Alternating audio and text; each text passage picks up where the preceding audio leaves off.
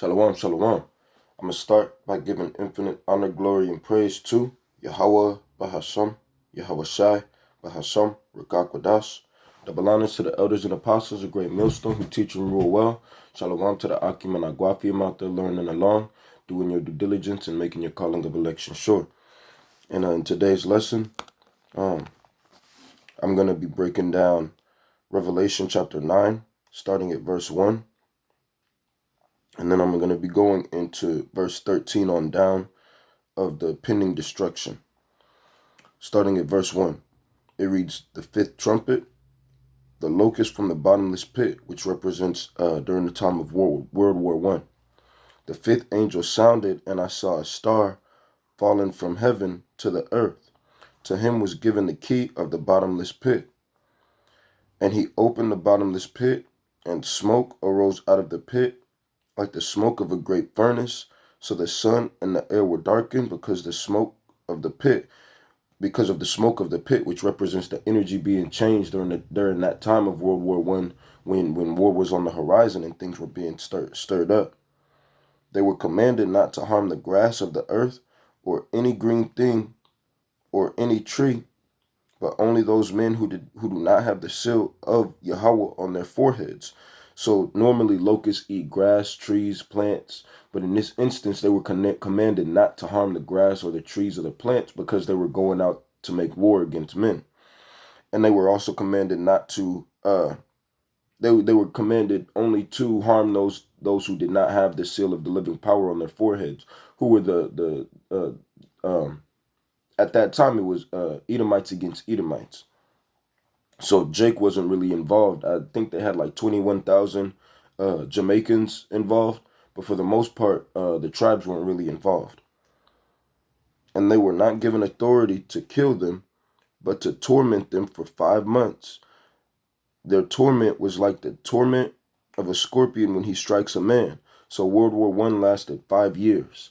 So it lasted 5 years, and during that time, I'll go into that sting of a scorpion when it strikes a man in that torment. They didn't have proper healing for injuries like that, having parts of your body destroyed, having parts of your face destroyed. You got to imagine it was early 1900s, so there wasn't proper medical attention, and our bodies aren't built to be blown up and destroyed like that. So having to go through major surgeries, they weren't ready for that at that time. In those days, men will seek death and will not find it. They will desire to die, and death will flee from them. As I said, they didn't have proper medical assistance, and a lot of men during that time went through post-traumatic stress disorder, so they weren't even able to fully put together thoughts, let alone sentences, to be able to explain to people how they feel. So they were literally just walking dead or walking zombies.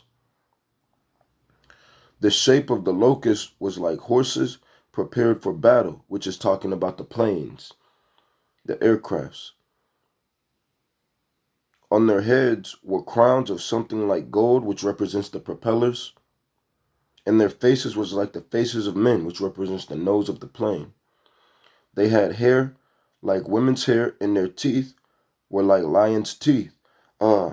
If you look up the general for the German army, his name is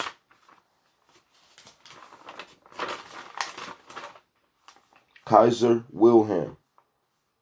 I don't got another laptop or nothing with me, so I can't do it in real time. But his name is Kaiser Wilhelm, and he had the men of his army, those who were high ranking, had helmets that had a spike on the top, and then if they were really high ranking, attached to that spike, they had like it looked like a tassel, but it looked like woman's hair.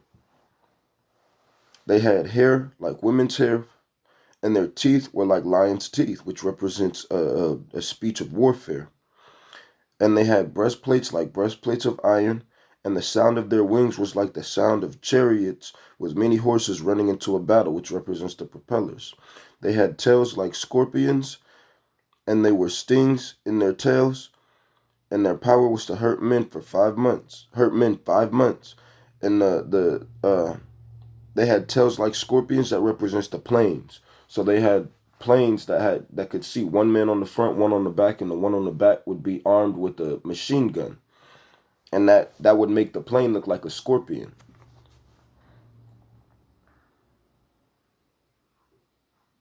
And that also goes back to verse 3. Then out of the smoke locusts came upon the earth, and to them was given power as the scorpions of the earth have power. So the locust represents the plane being armed with firearms. And they had a king over them, the angel of the bottomless pit, whose name in Hebrew is Abaddon, but in Greek he has the name Apollyon, which goes back to destroyer in the Greek. One woe has passed, but still two more woes are coming after these things. Okay, so that covers World War One. Now we're gonna go into the times that we're coming into.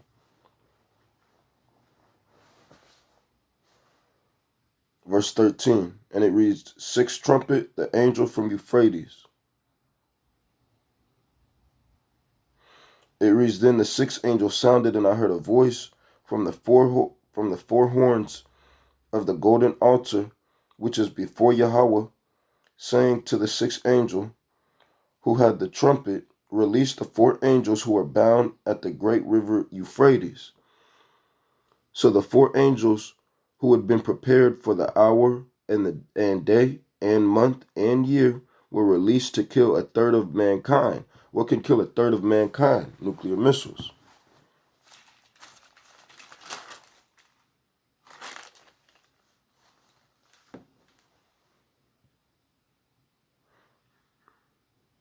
It reads, Now the number of the army of the horsemen was 200 million. I heard the number of them. So that represents the missiles. And thus I saw the horsemen, Shalaki, and thus I saw the horses in the vision.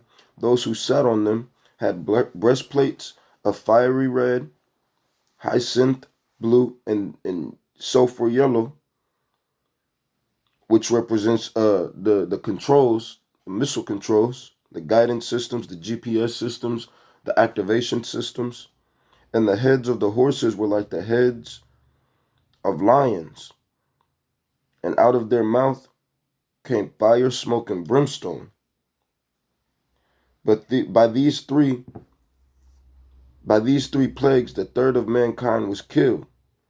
But the fire, by the fire and the smoke and the brimstone, which came out of their mouth, for their power is in their mouth, and their tails are like serpents having heads, which represents when that missile starts to detach, when those pieces start to come off the back of it was considered the mouth. So out of the mouth came fire, smoke, and brimstone, which represents the propelling system. Once it gets to a certain height in space, and those different attachments fall off, and it's left to the last few components, the last projection systems. For their power is in their mouth and in their tails, for their tails are like serpents, having heads, and with them they do harm. So the tail being the tip of the warhead are like serpents who have heads, and with them they do harm. So a serpent will move back and forth. A serpent will slither through and get into small places. Well, the missiles that they have nowadays are able to move and avoid certain missile defense systems, so you can't even hit them.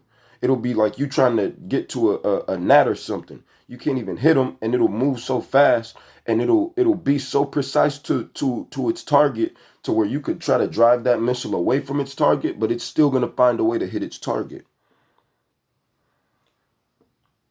But the rest of mankind who were not killed by these plagues did not repent of the works of their hands, that they should not worship demons and idols of gold, silver, brass, stone, and wood, which can neither see nor hear nor walk. And they did not repent of their murders or their sorceries or their sexual immorality, or their sexual immorality or their thefts, which represents when those missiles hit America, you're still gonna have people in other countries who are still wicked. They're gonna see the missiles hitting America, and you're gonna have people in those other countries who are still wicked, who still don't repent of their ways. So that was just a quick breakdown. I hope this lesson was edifying for y'all. If y'all need more information, you could go to Yashaya, the LA camp, and they might still have their breakdown posted, but you can also search it on the main camp, and you might run into it. But that breakdown is about 5 years old. I just wanted to refresh and have that on deck. So I'm gonna end by giving infinite honor, glory, and praise to Yahweh, Bahashim, Yahweh Shai, Bahashim Rakakwadash. Double honors to the elders and apostles, a great millstone who teach and rule well, and shalom to the Akim and Agwafi out there learning along.